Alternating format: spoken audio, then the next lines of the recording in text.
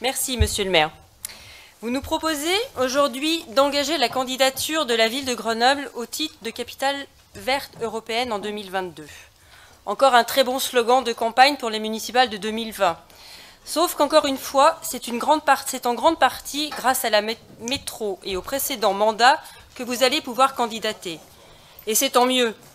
Mais c'est aussi mieux de le dire ou de l'écrire. Nous voterons, bien entendu, cette délibération, comme pour celle qui viendra plus tard dans le Conseil concernant la candidature de Grenoble à la labellisation Cité Énergie Gold. Nous les voterons parce que, bien sûr, ces démarches sont dans la continuité de l'engagement de la ville de Grenoble dans une politique globale air, énergie, santé, climat, menée depuis le 11 juillet 2005, date à laquelle le premier plan climat local avait été adopté par la seconde municipalité de Michel Destaut. Oui, Grenoble a depuis de nombreuses années mené une politique ambitieuse de lutte contre le réchauffement climatique, de préservation des ressources naturelles, d'intégration de la santé environnementale pour tous les citoyens. Cette politique a été reconnue et récompensée à de nombreuses reprises. Je l'ai déjà souligné lors de mes interventions concernant les bilans développement durable, mais il n'est pas inutile de rappeler que l'action de la ville de Grenoble en matière de développement durable avait été engagée à Grenoble bien avant 2014 et avait reçu de multiples récompenses nationales, internationales, dont la ZAC de Beaune, et pour le dispositif Facteur 4. Rappelons que sur le territoire grenoblois, la consommation d'énergie a baissé de 10%. La production d'énergie renouvelable atteint 11%.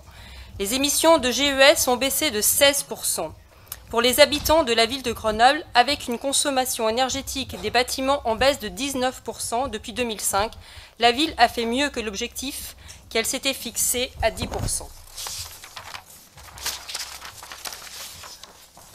Elle a ainsi permis d'intégrer, sans passer par le niveau 1 et 2, le niveau 3, niveau de labellisation Cité Énergie en 2016. Autant dire que vous n'avez fait que récolter les fruits des efforts menés avant votre arrivée. Est-il aujourd'hui raisonnable de dire que vous avez poursuivi ces efforts?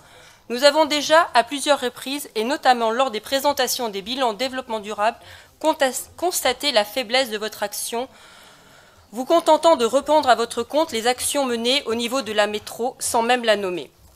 Aujourd'hui, vous proposez d'engager la ville dans cette candidature au titre de capitale verte européenne.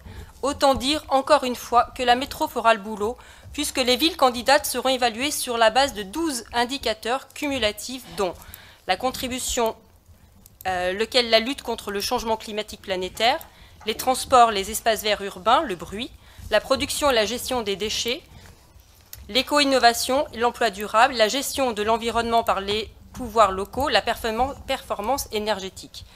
Il aurait été donc naturel que la métro porte cette candidature, puisque la plupart de ces critères correspondent à des politiques métropolitaines. Mais coup de chance pour vous, seules les villes de plus de 100 000 habitants qui sont concernées peuvent déposer leur candidature.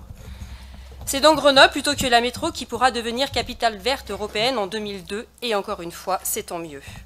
Sans attendre, votre communication autour de la biennale aura permis de faire croire que les choses étaient déjà faites. Dans ces conditions, et pour réellement mériter cette future reconnaissance, nous attendons que la ville redouble d'efforts et agisse en menant réellement des politiques correspondant aux objectifs à atteindre. Nous avions fait le constat que dans le rapport consacré à la situation en matière de développement durable de la ville de Grenoble, pas une ligne n'est consacrée au dispositif ou au bilan cœur de ville, cœur de métropole. Rien.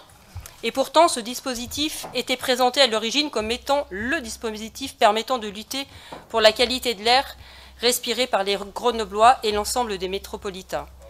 Nous vous rappelons que CVCM, que vous avez lancé sans aucune étude d'impact, avait pour objectif de réduire les nuisances et la pollution. Et bien précisément, la pollution a augmenté de 15% et démontre l'impact négatif de la congestion du trafic sur les nuisances sonores. Cette aggravation de pollution est la conséquence directe de celle des embouteillages. 18 mois de CVCM ont en effet suffi à faire grimper Grenoble de la 10e à la 6e place dans le classement des villes les plus embouteillées. Bruxelles a déféré la France devant la Cour de justice de l'Union européenne et Grenoble est concernée car le dépassement du niveau maximal fixé par l'OMS a été multiplié par 2,3 selon les mesures Atmo.